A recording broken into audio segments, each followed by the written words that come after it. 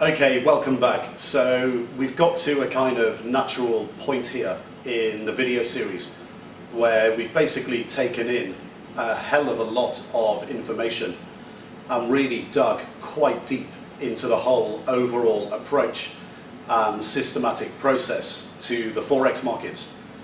And I know it's a lot to take in. There's a lot of information there, but you've just got to stick at it. And no one said this is going to be easy. A formalized professional trader or hedge fund manager overall investment process or trading process, these systematic processes that are so common across the whole financial spectrum on the professional side, they're not easy to get a handle on to begin with. But you just have to get used to operating in this way. And the best way I can advise you to do this is when we were obviously going through the foundation and the endogenous analysis, there's a lot of process there. And what I definitely advise you to do to really kind of get yourself up the curve now is just really concentrating on practicing it like crazy. Just practice the spreadsheet work, downloading the data, practicing over and over and over again the processes that you have to go through to crunch the data, and stay on top of your processes on a weekly and monthly basis. Because practice makes perfect. Trading is just like anything else, whether it's sports, going to the gym, or riding a bike.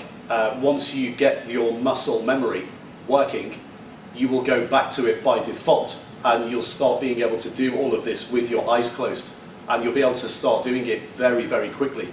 And you'll see that actually these processes and what you get out of them, the returns just become exponential because you're spending less time doing it and getting more out of it.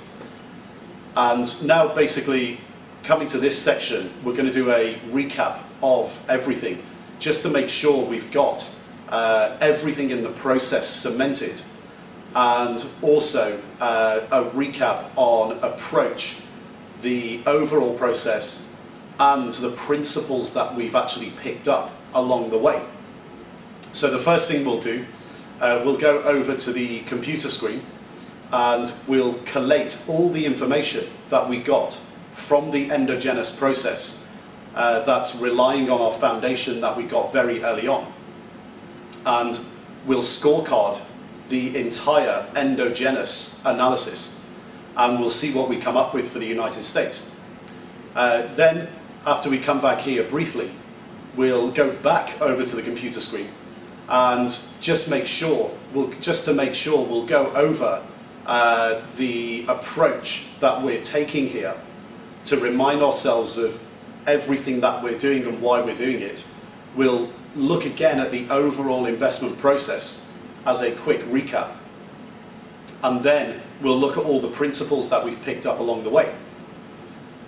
Then we'll come back here for a conclusion on everything, and then we'll head over to the next big section of the video series, which is going to be the exogenous analysis.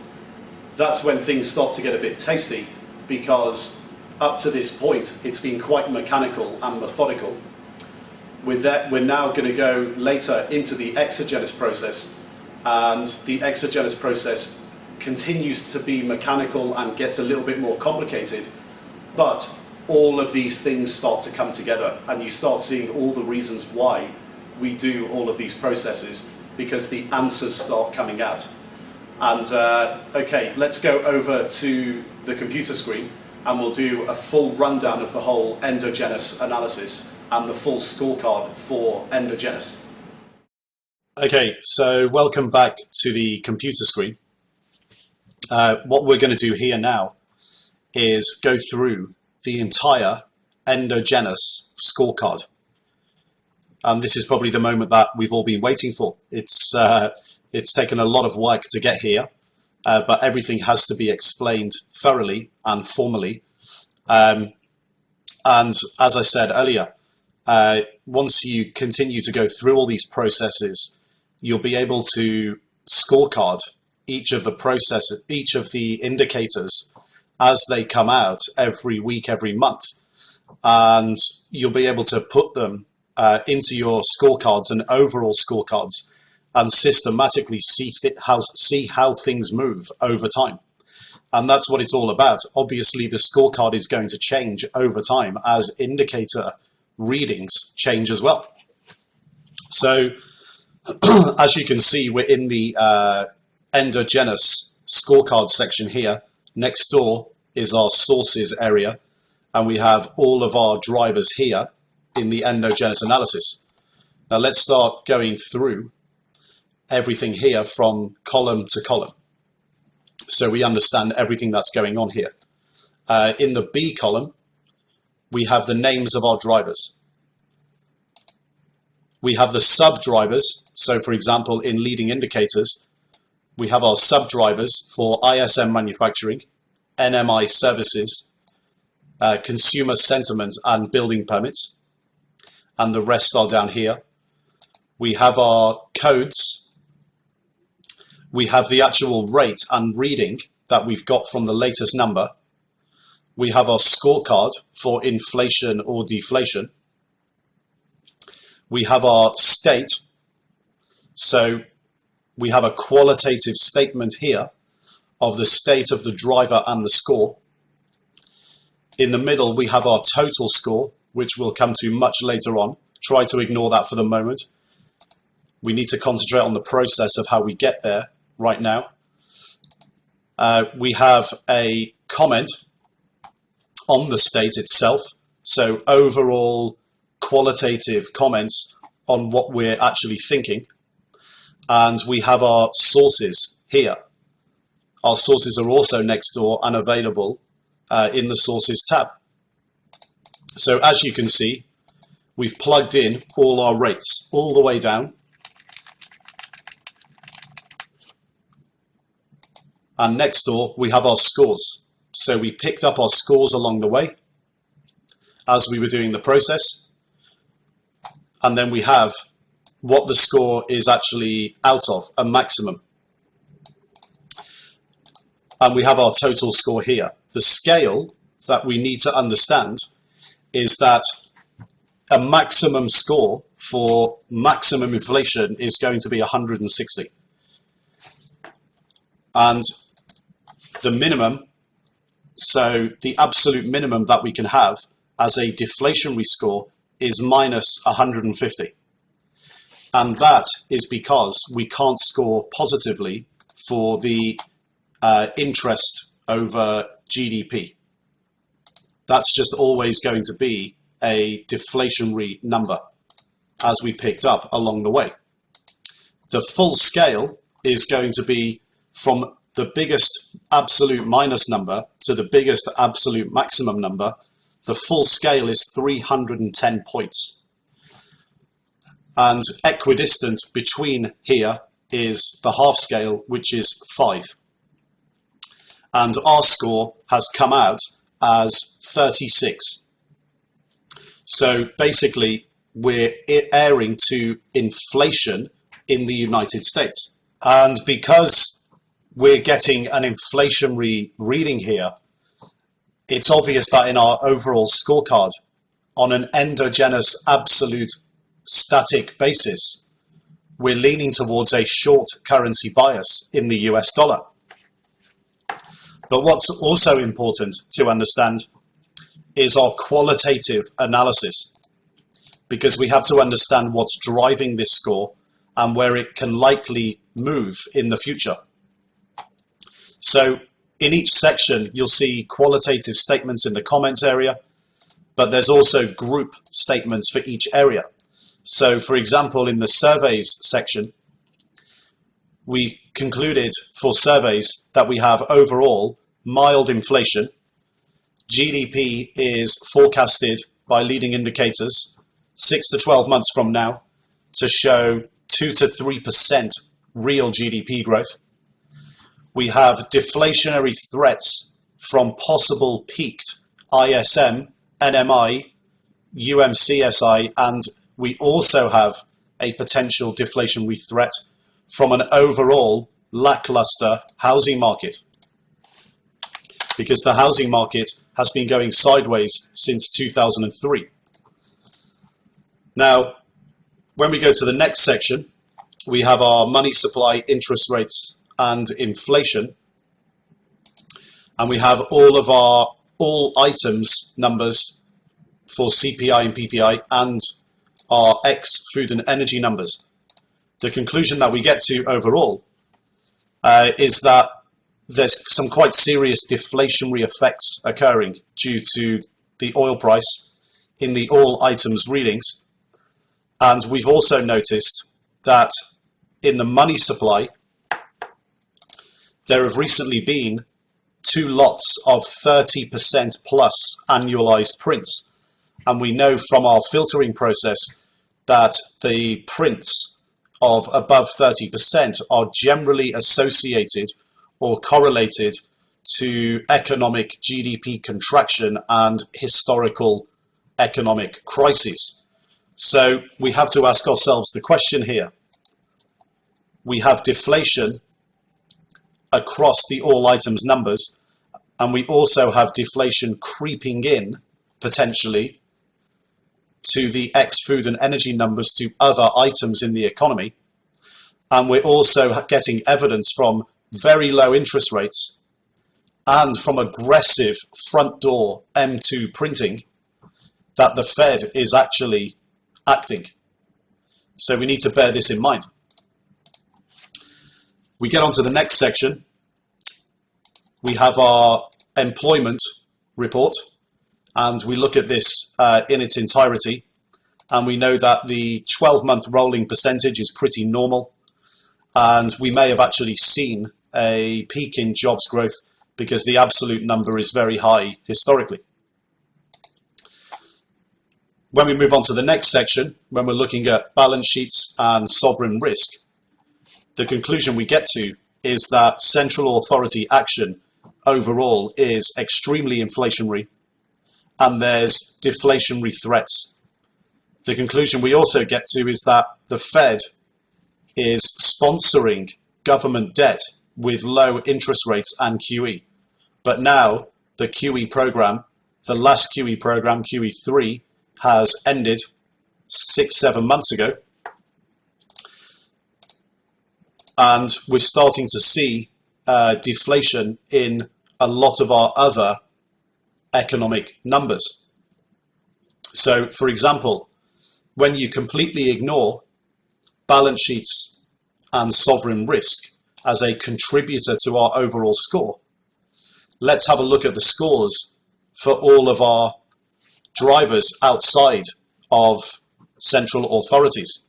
So we're looking at everything on the left-hand side of our overall economic map of variables, and the middle, we're looking at the coincidence indicators, so leading and coincident. What have we actually got here? Well, you can see that we have some mild inflation in the surveys, but a lot of our numbers are actually deflationary or zero. So what we've got is some mild inflation numbers, but a lot of zeros and deflationary numbers.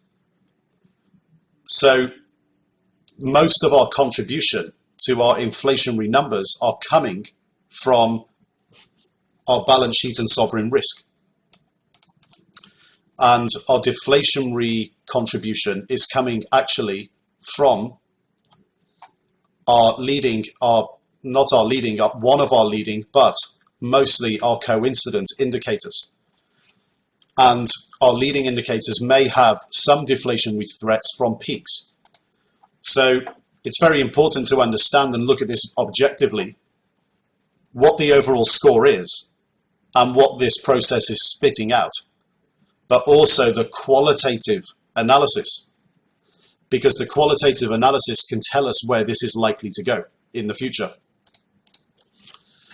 So when we look at this overall, we have a 36 on the sliding scale of -150 to +160. So we're getting evidence of overall inflationary conditions.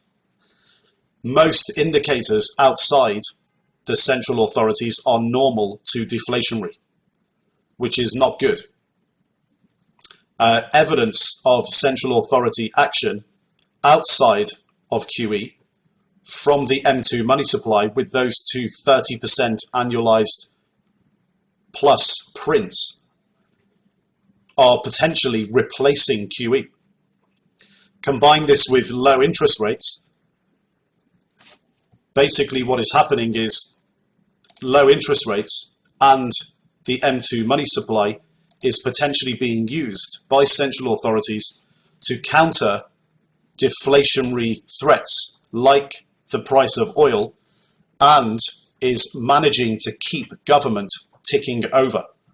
So it's actually pretty amazing that this whole process that we've just been through has giving us a very vibrant picture of what is occurring in the United States economy overall. But we're also systematically scoring this extremely objectively. So what's our conclusion here?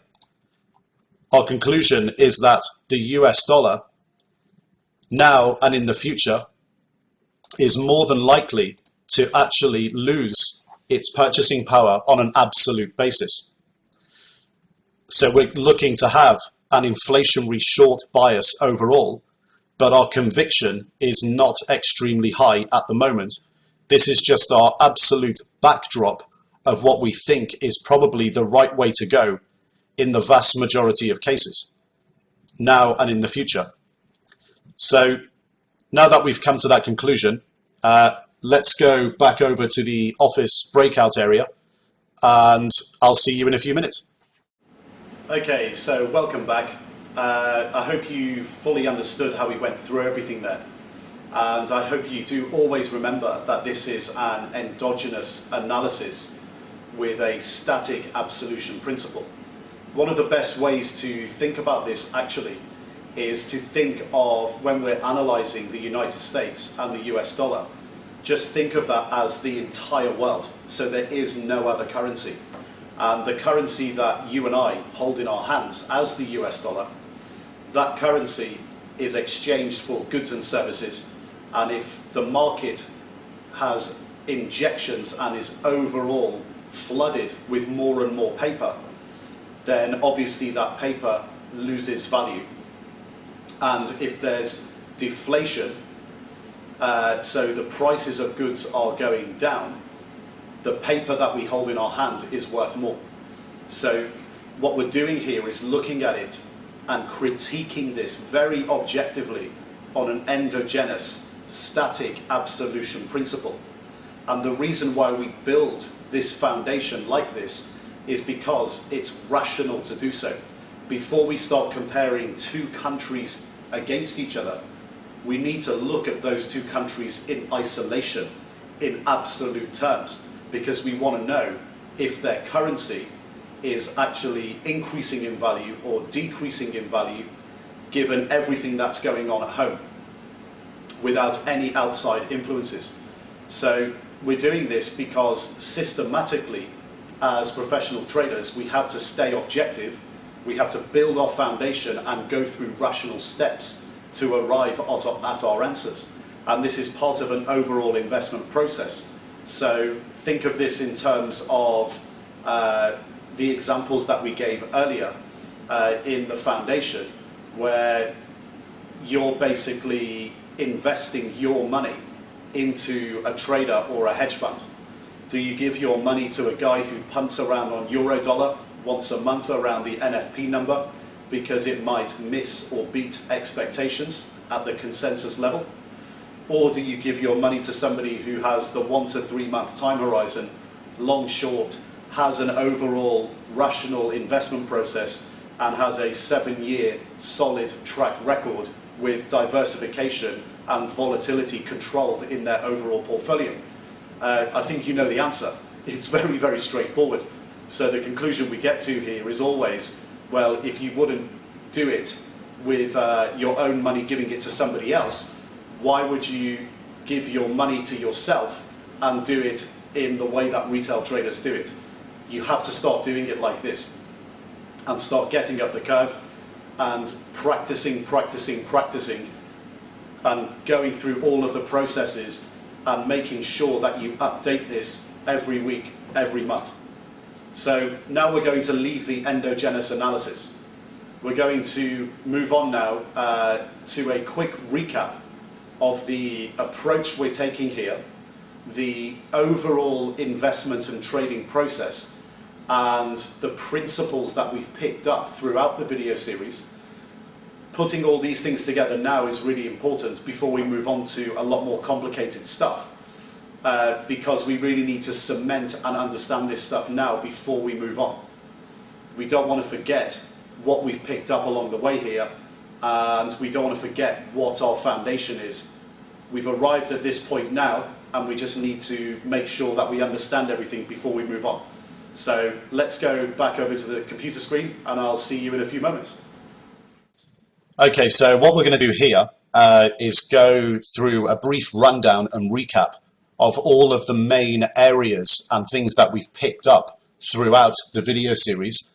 I think it's a good time to do this because a lot of the information throughout the video series so far will be new information to you. And do bear in mind also that we've actually taken in a hell of a lot of information to this point. And we just want to basically cement all the main things that we've picked up so far to this point. And a lot of these things that we've picked up really drop into three main areas. The first one is approach. So the approach that we're taking to the international Forex markets. The second thing that we've picked up along the way is a formalized investment or trading process, our systematic process. And the third thing that we've picked up is actually along the way, we've picked up a lot of principles that we have to stick to within our approach and within our investment and trading process. So let's start with the approach that we're taking here to the Forex markets. And let's go right back to the beginning of the video series. If you remember, right at the beginning of the video series, we outlined our objective here. And the objective is to provide retail Forex traders with a systematic approach to predicting future currency pair moves in the same way as professional traders and hedge fund managers do, so retail Forex traders can implement the same approach. And what we did was we first went about this by trying to understand the limiting factors or parameters that retail traders face and why they consistently lose money, or why so many of them consistently lose money. And we seek basically the opposite approach and seek the approach of professional traders or hedge fund managers. So we went through this in foundation as we were picking up a lot of understanding about the way the Forex markets actually work. So first of all, understanding these limiting factors that retail traders face and put on themselves, and understanding why they consistently lose money. And by understanding all of that, what we're doing is basically laying a foundation of how not to do it. If we understand how not to do it, then we protect our downside. And therefore, we can open up our upside by seeking potentially the opposite approach. And what we begin to realize when we look at the professional world and the way Forex market infrastructure works is that the opposite approach is the professional trader, hedge fund manager approach. So the first thing that we realized was that we need an awareness of this infrastructure, and we need an awareness of the main culprit of the infrastructure in retail and why retail traders consistently lose money. And the main reason is conflict of interest. So first thing we have to do, and we laid out, is we have to be aware of the conflict of interest. Being aware of the conflict of interest and how everything works across the Forex markets and across the retail Forex market within the infrastructure, being aware of the conflict of interest gives us an understanding and foundation on which we can build. And what we quickly realize when we analyze how all this works is that we basically have to ditch the dumb money approach. So this idea of basically operating within infrastructure that we believe has been built for the benefit of the retail trader, when in fact it's not been built for that reason at all. It's been built for the opposite reason. It's been built as an infrastructure to make other people money. And the dumb money approach of basically just accepting the way that these people want you to trade. So we're talking primarily here in the retail Forex world of retail brokers and educators pushing you into strategies and ways of trading the Forex markets in the way that they want you to trade so they can get paid and not you. So being aware of the conflict of interest and ditching the whole dumb money approach. So this then enables us to move on to embracing and opening up our minds to another way, and opening up our minds to the professional trader, hedge fund manager approach to the Forex markets. Because what it really comes down to is, as a retail trader, you'll be putting an amount of money into a retail Forex trading account, and your objective is to make money with your own money. So what we realize is that our objective is not aligned with brokers. It's not aligned with generic educators who teach day trading strategies so they can get paid. It's understanding the Forex markets properly and using our own money to grow our money consistently. So we don't want to be one of these people that blows up very, very quickly. We don't want to be one of these people that consistently loses small amounts of money and it takes them a long time to blow up, but in the end, they just blow up. We don't want to be the person who deposits money in their Forex account, has a one-hit wonder, makes some money on one trade, then loses it all.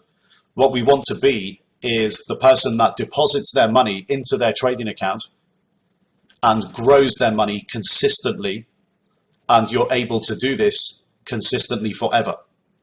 And we'll come on to principles a bit later, but for now, what we're doing is embracing the approach so we can actually open the door to this happening. And implementing it yourself without any outside help basically means you're deploying the self-starter principle, which we'll come to in a little bit, and becoming consistently profitable over your lifetime. So by knowing all of this in the foundation, what we're doing is we're allowing ourselves to build the foundation of understanding of the Forex markets, and this in itself provides a bridge between understanding the Forex markets and our systematic process that professional traders and hedge fund managers, all professional traders and hedge fund managers, actually construct and deploy. So when we were building out our foundation, we obviously picked up a lot of information in terms of our approach along the way when it comes to things like defining an opportunity set for the asset class. So in this case, Forex, defining for Forex the differences between currency regimes, the actual infrastructure, which again we've touched on here, and the computational methods that we apply to the Forex markets, so both basic methods and also the more advanced methods in assessing volatility. So we picked up everything we need in our approach within the foundation. And the foundation has allowed us to really understand and zoom in on what we need to do. And this is pretty key. Basically, getting rid of everything on the right-hand side and embracing everything on the left-hand side. So embracing long-short portfolio management of 1 to 3 months, seeking diversity and risk management, looking for long-term consistency, and looking to preserve and grow capital, because that's the outcome that we want. Everything on the right we need to ditch. We want to get rid of directional day trading. That's what people with conflict of interest want us to do, because that's what gets them paid and not us. And that's totally evidenced by the infrastructure and the way Forex markets are set up, and also the way in which computational methods are directed. So the way in which retail traders are directed to believing that a few basic computational methods is your answer, and also in terms of volatility. We know that the opportunity to make money in the Forex markets on a one-day basis is very, very limited. This is what people with conflict of interest want you to do, because they get paid from doing this, not you. And concentrated risk. We want to get rid of the concentrated risk in our trading books, because we don't want to place all our bets on one situation or two situations, because it can quite easily go wrong. We want to get rid of short-term binary. So we want to get rid of looking at one economic number or two economic numbers as panacea numbers that we always trade on. We want to have an overall systematic approach that makes us long-term consistent, that we can apply to the Forex markets consistently forever at any one point in time. And we obviously don't want our outcome to be capital destruction. So we get rid of day trading, we get rid of directional trading, we get rid of concentrated risk, we get rid of seeking binary outcomes. Because the only outcome, if you put all these three things together, is capital destruction. So we want to embrace everything on the left-hand side, get rid of everything on the right-hand side. That's the general approach we get as we go through our overall foundation and understanding of the Forex markets. And obviously when we're looking to understand the basic underpinnings of the Forex markets and get our foundation, we pick up and embrace a lot of the professional trader and hedge fund manager approaches just by seeking the correct foundation. That allows us then to open the door to actually build our systematic process. And then we actually started to build out our systematic process in the same way that professional traders and hedge fund managers construct their own systematic processes and deploy them. So moving on from approach now to the investment and trading process. And again, this is an overall systematic approach that the viewers of the PTM video series will be very aware of, because this applies across all asset classes. And specifically in the PTM video series, the WISH framework applies to stock markets. What we're focusing on here is currency markets in the middle. So we actually apply the same approach, but the approach is simply tweaked.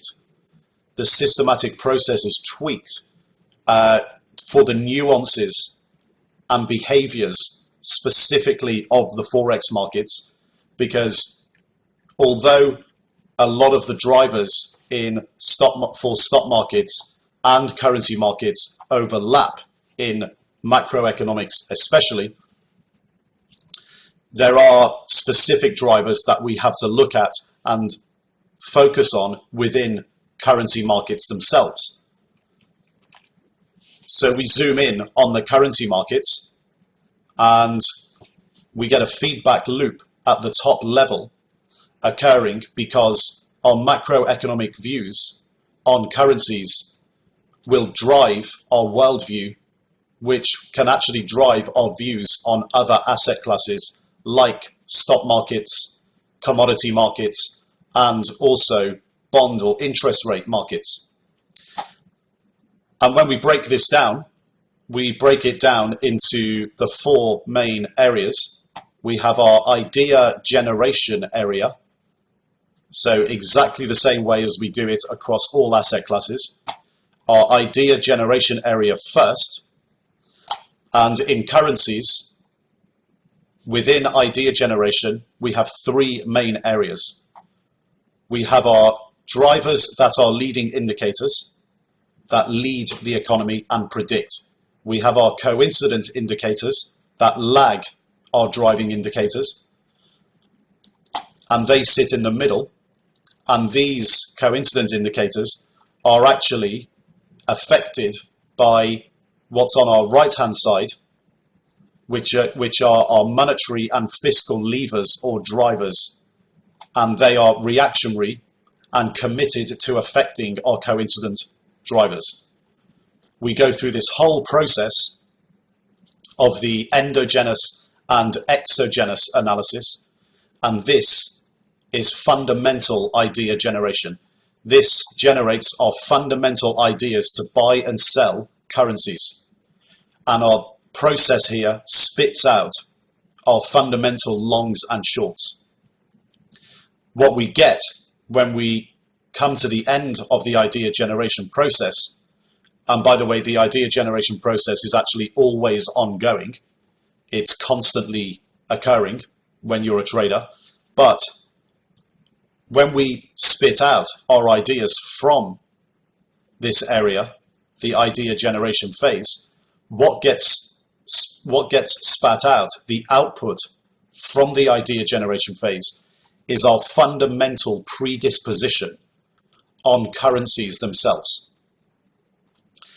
And then we move on to basically cleansing these ideas, and we move on to timing. So we move from our fundamental predisposition to timing. And we have our second phase, the gatekeeping process. The gatekeeping process consists of our commitment of traders analysis, our technical analysis, and our price action analysis. And technical analysis and price action analysis comes within our watch list implementation. And then we actually have real positions. So what we're looking at here is driving fundamental ideas, having fundamental predispositions, which we then time correctly. Our next phase of the overall systematic process is to overlay our ideas and our timing and our real positions with discipline and risk management. And discipline and risk management gets driven in exactly the same way as we assess opportunities, through volatility analysis, through distributions and ATR. We also have risk management principles that we apply to our overall trading account and portfolio. And then we also assess our ability as traders and constantly ask ourselves the questions whether we're making or losing money, and regardless of whether we're making or losing money, where do our strengths and weaknesses lie? What do our own numbers as traders, when we critically analyze ourselves, tell us what we're good at and what we're bad at, and we always try and get better. So far, we've looked only at the fundamental idea generation process. And we're going to move on to later gatekeeping, risk management, and self-awareness statistics. So far, we've got our endogenous analysis, which is basically everything in pink. And we're going to move on to our exogenous analysis, which is everything in green. And then we're going to end up with fundamental predispositions in currencies themselves. Now, along the way, throughout our foundation and throughout our endogenous analysis, we've actually picked up a lot of principles along the way that we want to always never forget. we always want to keep these principles in the back of our mind and stick to these principles throughout our trading career or lifetime. So we've got to cement these principles and make sure we fully understand them. The first one is that all professional traders or hedge fund managers formalize their investment or trading process in a very similar way to the WISH framework and the individual asset classes, in this case currencies, within the framework, and they also have their own inputs to the overall process. And this is quite important to understand. So there's a couple of things we need to go over here. The first one is if you go to any proprietary trading desk at an investment bank or a hedge fund, and the better example here is to probably use the hedge fund. They both have very, very similar processes in terms of their systematic process. But using the example of the hedge fund, if you go there as an investor to invest money in a Forex hedge fund, a Forex fund, what you're going to find is that, first of all, they formalize their investment and trading process. Secondly, when they first pre-qualify you as a serious and sophisticated investor, they will then, secondly, make you sign an NDA, non-disclosure agreement, which enables you to then legally see their investment and trading process.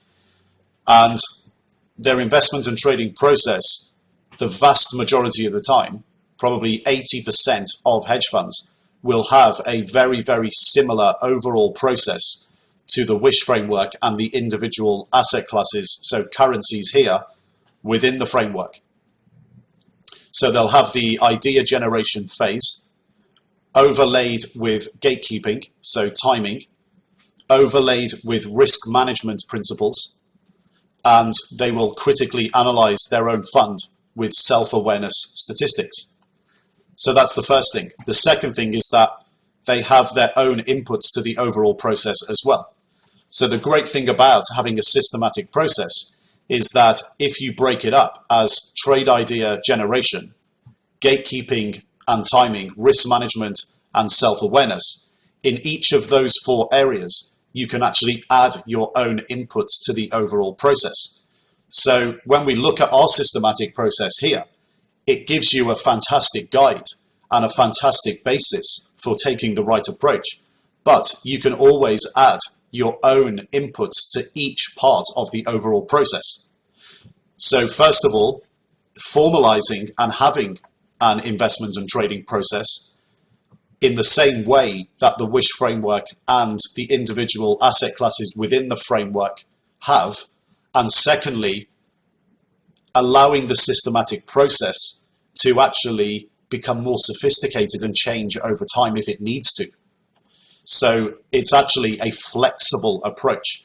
And the best traders in the world are the most flexible traders because they move with the times. And we learned this as well in volatility. If you seek volatility, you go where the money is and you go where the opportunities are. So the beauty of a systematic process is that it's formalized and the inputs can change and you can add more and more inputs to the overall process in each area. So that's the first principle that we've picked up along the way. Specifically in currencies, trade ideas are generated by utilizing a top-down fundamental macroeconomic analysis, and this formalizes a worldview, and it tells us whether to be fundamentally bullish or bearish on the US dollar. Then we can become bullish or bearish on each currency in our tradable set because we can apply the same endogenous analysis to every single currency in our tradable set. And we end up with a fundamental predisposition of whether to be bullish or bearish on a particular currency in the same way that we did with the US dollar. And then what we do is we optimize by pairing up the most bullish with the most bearish. And we have to remember that the US dollar is just one currency in our tradable set. However, when we include it in the video series here, it's important because our macroeconomic view on the United States and the US dollar is one of the biggest inputs in helping us to formalize our overall macroeconomic worldview. So our view on everything that's happening in Forex markets and the world at any one point in time, because the US dollar is the world's reserve currency. The next principle we picked up along the way is one of the big ones, obviously, which is that volatility is everything to a trader. And this is why in currencies, we actually systematically rank volatility across our tradable set, so we know where volatility or opportunity exists, and we seek to trade volatility on longer timeframes. So our analysis of volatility actually tells us that the optimal time period for trading Forex pairs is on a 1 to 3 month time frame. And we always, again, have to have the principle in the back of our mind that our job as traders is that we are actually just slaves to volatility, and we have to transition our approach dependent on volatility. So when we're using our systematic framework, if in the future volatility over certain time periods and in certain currency pairs changes, we have to actually morph our process to take account of this. So a lot of principles we picked up there. Some other principles that we picked up along the way also, one of the main ones was one that we touched on just a little bit earlier, was that we are absolutely self-starters. And we mustn't forget this. It's so important as a trader to be a self-starter so you don't rely on other people to provide information for you. Because the most probable situation when you're starting out as a trader in the retail Forex market is that the person you're dealing with or relying on for information is going to have a conflict of interest. So we have to go into this from the outset with a self-starter mentality that we're going to do everything for ourselves and only rely on ourselves and seek out our own information. So we have to stick to this principle. Another thing that we are going to look at briefly here, and this is in the same vein as being a self-starter, is we don't look to trade currencies or any other asset class for that matter for income. Because when we've analyzed, in particular, the Forex markets, we know that this is just a fallacy coming from people who have the conflict of interest. We trade for consistent long-term profits. We build our trading accounts up using our own money consistently and patiently over time, and we build our net worth. We don't look to trade our money in the currency markets, try to make quick money on a daily or weekly basis, and then take that money out of our accounts to pay our rent, mortgage, or our car financing deal. We build our net worth, and we keep our money in our trading accounts, and we use the financial markets to actually get wealthier and build our net worth. We don't rely on our trading accounts for income. By doing so, we're relying on the market volatility on very short time frames to pay us within a specific tradable set. So we just don't do that. We're self-starters. We know how the Forex markets work, and we seek to build our own net worth by using information that we get ourselves, not relying on others for the information, and building up our wealth and net worth in our trading accounts over time. In terms of resources, in the same vein as being a self-starter, we try to make money with very little resources. We don't go out and pay people for softwares that tell us when to buy and when to sell.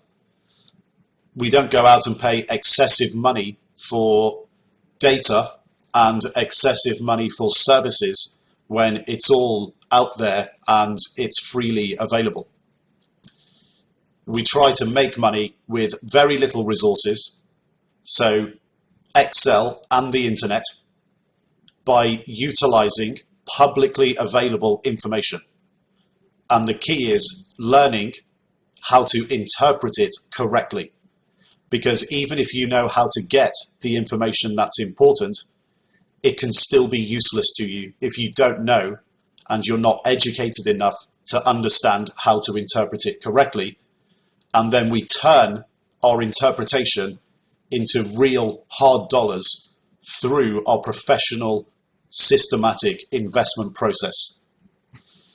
We take the minority of information that is relevant, and through our process we stay objective and we cut out all of the noise and bullshit in the market that we hear on a daily basis that doesn't mean anything, that doesn't help us in any way to make money, because we know most of the time it's coming from an agenda.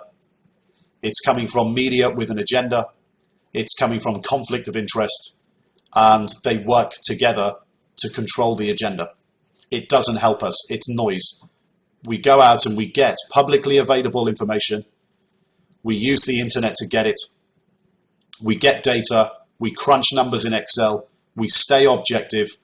We interpret the numbers and the data correctly, and we turn it into real hard money.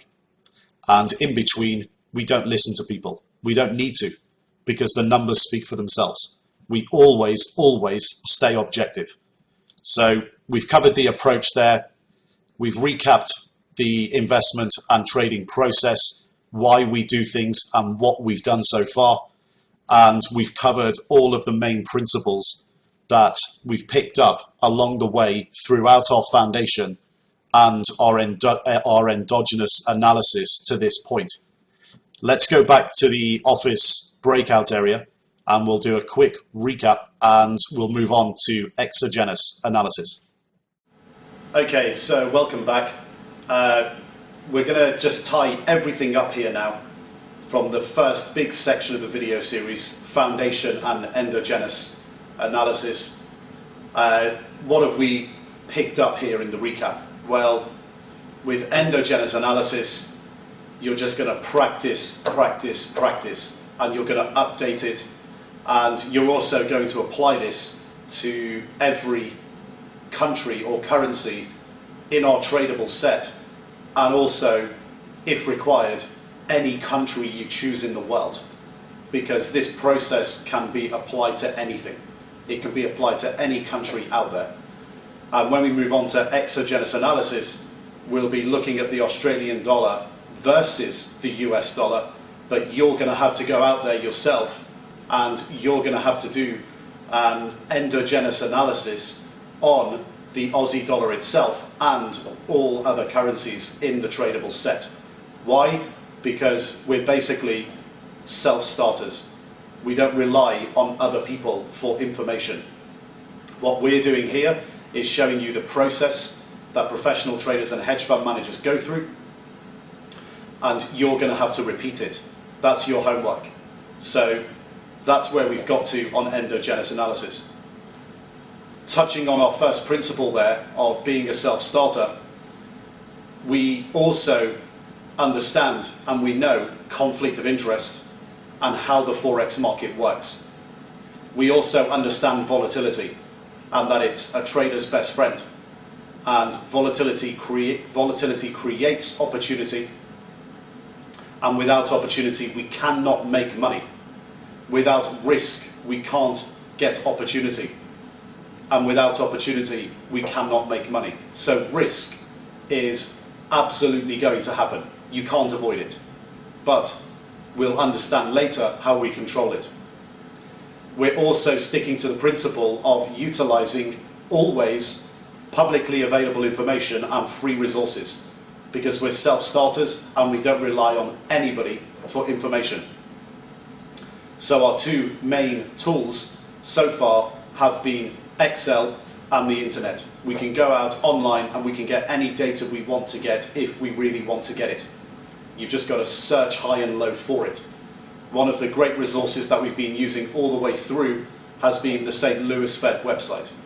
You can get that data from a lot of different sources, but it just happens to be all in one place, or not all of it, but most of it in one place. So that's pretty convenient for us. When you move on to other countries, you're going to find that it's not as easy as the United States. That's fine. If you're like a dog with a bone and you want to get the information, you will go and find it. Even if you have to pay a little bit of money for it, it's worth getting.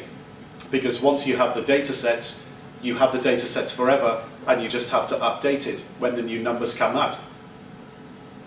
And we use the information that we get properly. We interpret it properly. We interpret it through an overall systematic process, and we do it with statistical rigor. We work it out properly, and we know what the interpretation is. We know what it means. We know the difference between an inflationary and deflationary number. We know the difference between an absolute number and a base number. We can see through the smoke screens now, and we can see where conflict of interest lies and how these smoke screens are created. And what we do is all the time, when we're sticking to our principles, is we just always eliminate the noise. We look at everything objectively. Eliminate the noise and be objective. Okay, so let's not labor the points too much, but if you have to go back and watch through the principles again, please do so. Pick them up. They're really important, because once you stop dropping these principles, you turn into a lazy, dumb money trader who's always reactive and always loses money. And we don't want you to be that. We want you to be the total opposite. So let's move on to the next section, exogenous analysis, and I'll see you on the other side.